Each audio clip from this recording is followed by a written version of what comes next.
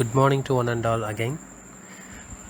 Today in this video I am going to discuss about language and literature teaching, which comes under Unit 8 Language and Literature in Pedagogy of English 1.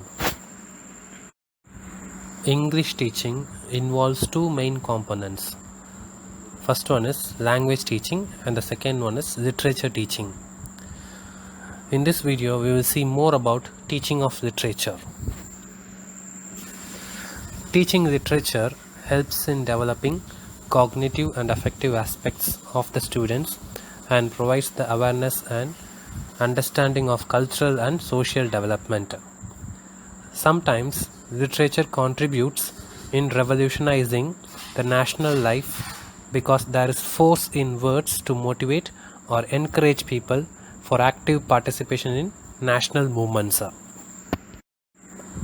The main contribution of literature is to express orally or in written form the mental state of man.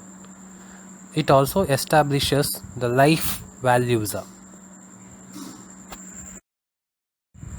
Under this chapter, Language and Literature Teaching, we are going to see the following subheadings like meaning and nature of literature, characteristics of literature, difference between language and literature teaching, relationship between language and literature, objectives of teaching literature, forms of literature, and methods of teaching literature. Meaning and definition of literature. The ideas, feelings, experiences, and realizations are expressed through a language which is known as literature. The language is a science while literature is an art. The literature is the reflection of our society and real sense of literature is our life. It is a collection of specific ideas and feelings which are related to our life and provides a guideline for the progress of our real life. The literature helps in understanding the present on the basis of the past and provides a guideline for future action. The nature of literature is philosophical as well as historical. A literature in real sense preserves the culture, values and lifestyle of a society which is transmitted to new generation. If a literature of society is destroyed, it means that its cultures, values and real lifestyles are also destroyed. The literature is the major source of enjoyment. Teaching a literature relates the present to the past tradition, conduct, culture, beliefs, values and mental tendency. A literature generates higher and liberal thoughts in the minds of the students. It also encourages and guides for the future development. It develops the philosophy of life and provides the awareness about man's nature. Henry Hudson defines literature as it is a manifestation of life through the medium of language or expression. Many people define literature as the preservation of knowledge. Now we shall see the characteristics of literature. There are so many characteristics which the literature has, and some of them are the ideas, feelings and experiences are expressed in a literature. The preservation of knowledge is known as literature. Literature is a collection of ideas and feelings which is related to real life situation. A literature is the formulation of human welfare. A literature is the reflection of mirror of the society. A literature is the means for the manifestation of life. It is the means to protect the welfare of mankind. It is the major source of enjoyment related to our feelings, sentiments and emotions. It is the verbal expression of ideas, feelings, values and problems of a society. It involves cognitive and affective aspects of objectives of teaching and learning. It provides a guideline for the progress of real life. A literature is an expression of life through the language or verbal medium. So these are some of the characteristics of literature. As English teachers, when we are teaching literature aspects, we should look after these characteristic features. We should focus on some important things while teaching literature, because literature is an art of expression of our thoughts and feelings. It basically concerns with poems, stories, dramas and novels. It is a source of appreciation and enjoyment and develops the creative aspects of the learners. It is also a means for linking the past to the present. So when we are teaching literature, you should make your students to appreciate that piece, and also you should make them to enjoy the literature.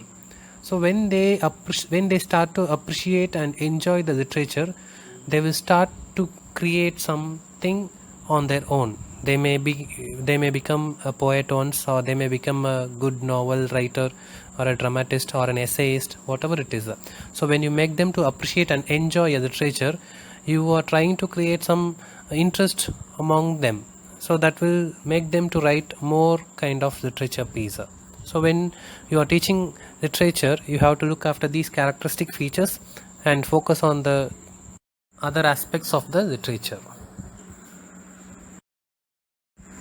Literature has two main aspects. The first one is cognitive literature, and the second one is creative and appreciable literature. Next, we will see what is cognitive literature. Cognitive literature preserves ideas, theories, principles, facts, information, description of event. For example, philosophy, science, geography, history, economics and sociology. To be simple, we can say that cognitive literature means there are so many masterpieces in literatures. As B.Ed students, we are reading a lot of philosophies. For example, Gandhian philosophy, Vivekananda philosophy, so many Western philosophies, etc. So when we read such philosophies, they are also written by some experts. For example, Mahatma Gandhi's philosophical books, which contains lot of ideas and principles, facts, information, description of events. So that is what it is called as cognitive literature. When it comes to science literature, you can see lots and lots of science books which contains theories, principles, facts, informations, description of events, etc. And again, geography and history, you can see lot of historical books which contain the historical informations from the beginning.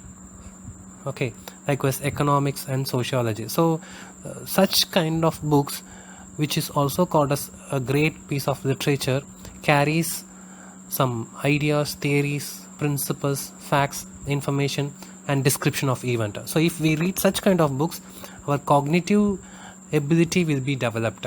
That's why it is called as cognitive literature. You know very well what is cognitive. Okay. Next is creative literature. So creative literature preserves feelings, sentiments and artistic thoughts. A literature is full of feelings, while language has doing aspects.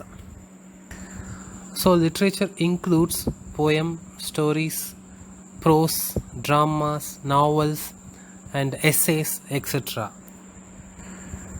A literature is the source of enjoyment, and language brings accuracy in expression. The language and literature are complementary to each other. One is the means and the other is the end product. A literature involves several forms, while language employs 4 skills, that is LSRW. Again, to be simple, creative literature means literatures through which you can create someone's creativity. So if I am reading some, for example, if I am reading some dramas by Shakespeare, so what we English students will do, no? So after reading some such kind of dramas, we will start to prepare, enact it. So that will give us some creativity, and we will include some creativity in our acting or in our dialogues or whatever it is. So such kind of literature is called as creative literature. So those literature will start some creative aspects among the students. So next is difference between language and literature. It is very essential to provide the training of language and literature teaching, because its nature is quite different. So language teaching deals with alphabets, words, sentences, signs, symbols, and grammar. On the other hand, literature deals with expressions of ideas, thoughts, feelings, and expression. Language teaching teaches phonology and morphology of English. On the other hand, literature deals with prose, poetry, stories, dramas, and novels. Language teaching develops the 4 basic skills such as LSRW. On the other hand, literature develops the cognitive and affective aspects, appreciation and creativity of the students.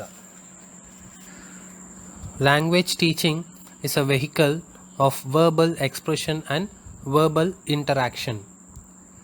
But literature teaching is a kind of preservation of knowledge, thoughts, values of real life situations. Teaching of language is a science, and teaching of literature is an art.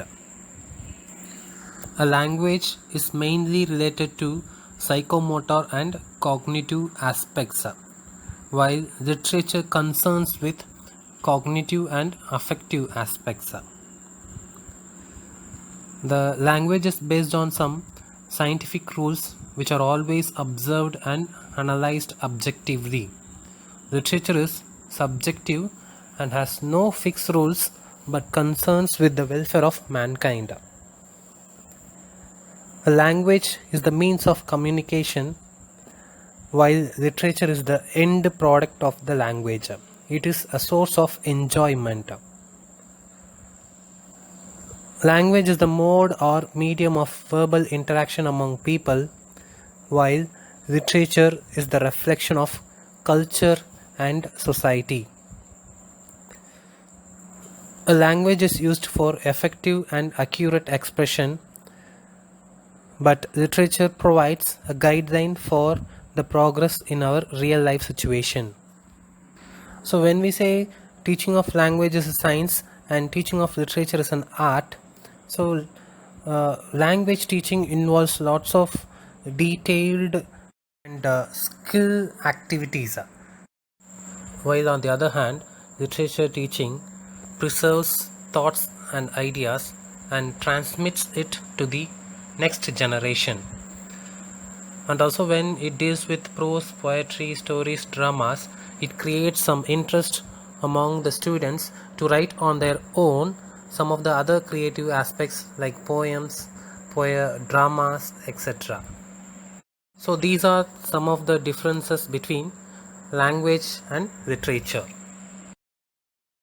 Next we will see some of the relationship between language and literature. On the basis of the above discussion, it is evident that there is difference between language and literature with regard to objectives, methods of teaching, techniques, etc. Even though the language and literature are closely related to each other in many aspects. The following are the common aspects in which there is a relationship between language and literature are familiar. The first one is language and literature are complementary to each other from preservation and transmission of knowledge. Second is the society and culture is the reference for both language and literature. The third one is the mastery on language basically depends on the study of literature in depth. And the last one is the components of language and literature operate in an integrated way. So now we will see in detail about the relationship. So when we say language and literature are complementary to each other, we can see that the forms of language in different periods are revealed through its literature. A literature indicates the power of the words of a language. So when we say literature indicates the power of words of language, and also the forms of language in different periods are revealed through its literature. So when you, for example, you can take up the book, the Bible. So if somebody asks which is the greatest English book, many people will say that Bible is a good English book. If you read Bible, your English will be developed easily. So Bible is a literature, okay, and it contains good language in it. So if we read the Bible completely, you can say that I am a good reader. Okay, so that's why language and literature are complementary to each other. If it is a literature book, its language will be very, very good. Okay, so a language is the means and the literature is the end product. The skill of a language are used in expression and communicating thoughts, feelings and ideas. So only through the language you can deliver your experience, feelings and ideas. And many people says that the preservation and transmission of literature is not possible without a language. The effectiveness in language and power in words comes in the form of literature. So when you say it is a good literature book, it will contain an effective language and powerful words. The expression of literature is based on its language. Therefore, without the knowledge and the skill of language, our life values, the expression is possible merely by using words. So language and literature are complementary to each other. Next, the society and culture is the reference for both language and literature. So in this, a literature is a reflection of a society and the language is the medium of interaction among the people. Okay, so can you understand? The society is the reference point for both language and literature because literature reflects what is happening in the society through the medium of language. The literature is the theoretical aspect while language is its practical aspects. The next point, mastery on a language through the study of its literature. The study of literature provides the awareness of various forms of its literature. A thorough study of literature helps in developing the mastery of language. The components of a language are illustrated through various forms of its literature. So for this point, you can, as English student, you can easily find out the meaning, because so we have read so much of novels, dramas in English literature. So why it has been kept to us? Okay, through those literature you can develop our language skill. It can be reading skill, it can be writing skill, it can be listening skill, whatever it is. So mastery of a language depends on the study of literature. That is what they are trying to say. So if you want to get a well-versed language, you should read some literature. So if you read some literature, your language will be well-versed. That is what they are trying to say in this point. Next, the last point is the coordination among the components of language and literature. So the objectives of both language and literature are the same. For example, knowledge and understanding. The accuracy of literature depends on appropriate use of grammar and language. The thoughts, feelings, ideas are expressed through the verbal medium of a language in the forms of literature like prose, poetry, drama, and novels. So from the above point, we can come to the end that a language is a science, and it has its scientific basis and structure, while literature is an art for expressing its thoughts and feelings in various forms. And also literature is the reflection of a society with the help of effective language. So language and literature has some relationship among both.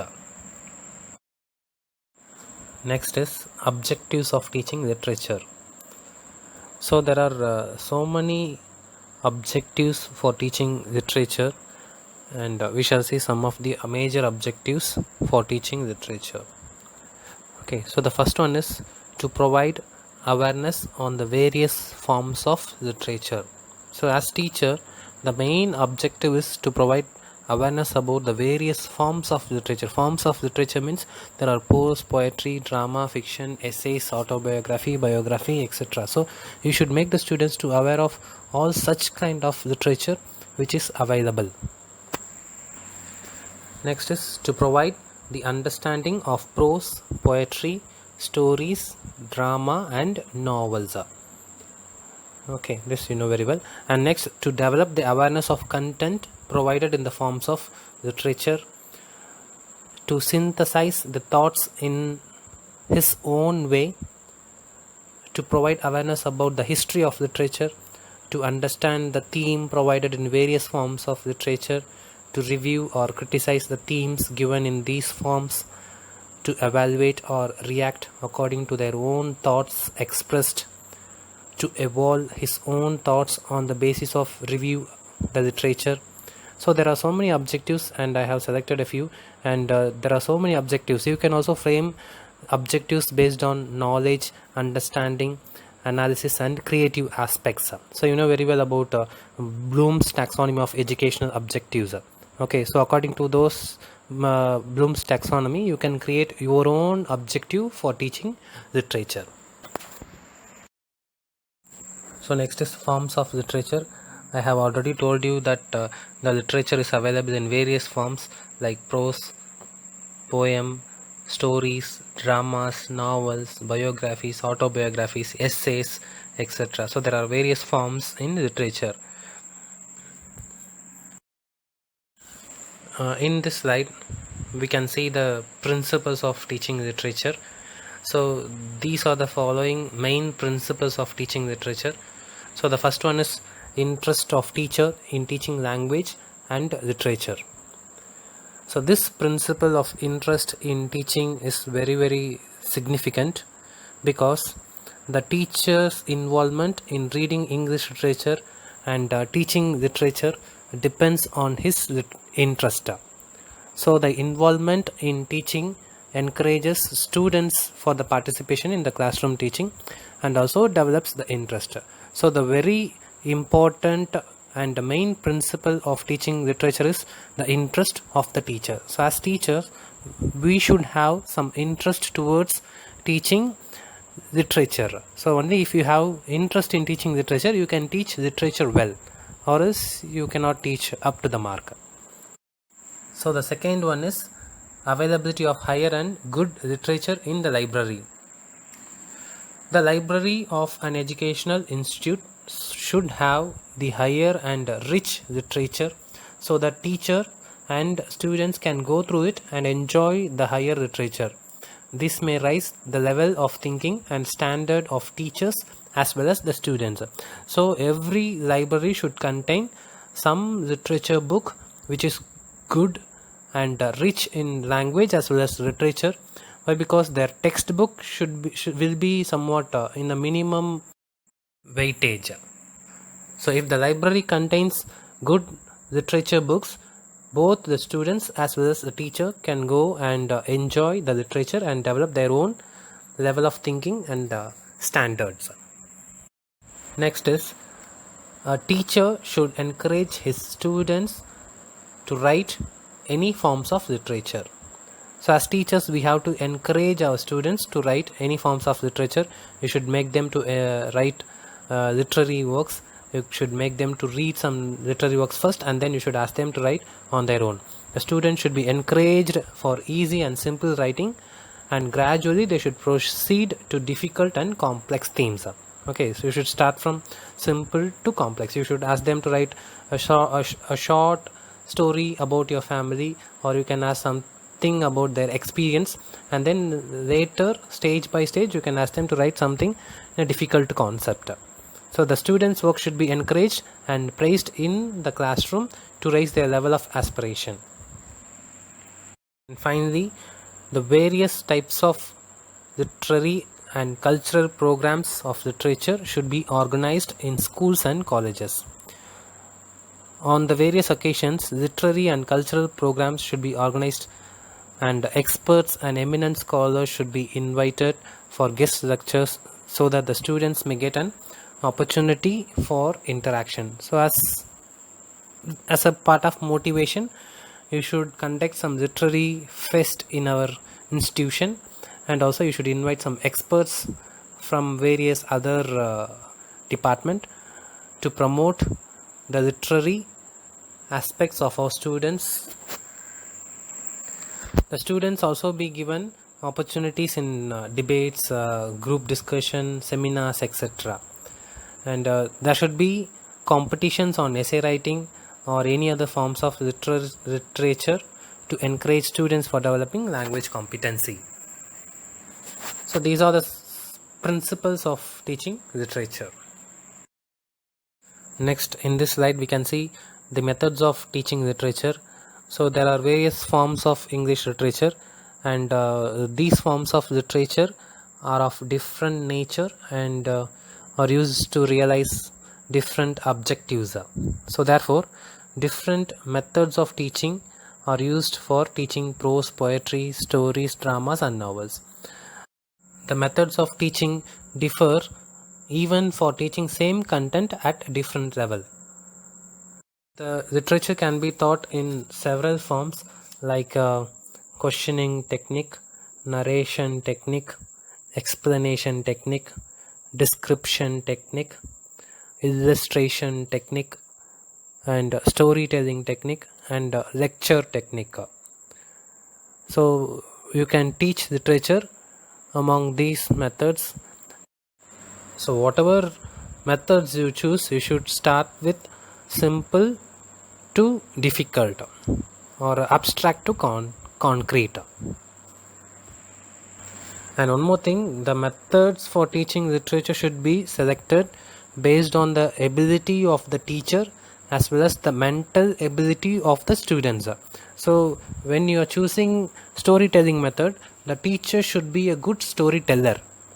Okay, and then the students' mindset should be a good listening. Okay, when the students are not ready to listen anything, whatever interesting story you tell, they will not listen to you. So the students' mindset and also the teacher's ability is very, very important in selecting a method. We have learned some major aspects of literature teaching. I hope you have understood something regarding teaching of literature. And I would like to give you some assignments. So you should collect some informations about R.K. Narayanan, Sarojini Naidu and Rabindranath Tagore. You should collect some information about their life history, their major works and awards received by them. Okay, write it and post it in Google Classroom. And also you can post some of the questions or some of your doubts from this video. Thank you.